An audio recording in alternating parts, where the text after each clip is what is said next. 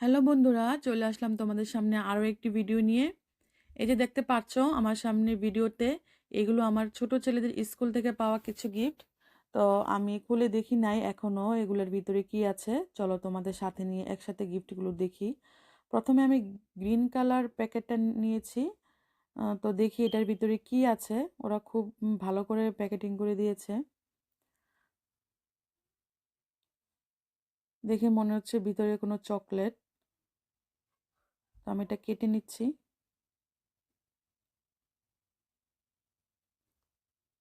Wow, ভিতরে অনেকগুলো chocolate ছিল। তো এখন আমি ব্লু কালার প্যাকেটটা দেখছি এটার ভিতরে কি আছে। এটাও একই রকম লাগছে দেখতে। দুই ভাইয়ের জন্য দুই প্যাকেট দিয়েছে।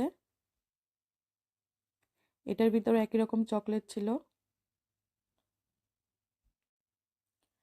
আর এটা হচ্ছে ওদের স্কুলে কারো জন্মদিন ছিল, তো যার জন্মদিন ছিল সে ওদের ক্লাসের সব বাচ্চাদেরকে এইরকম বার্থডে গিফট দিয়েছে।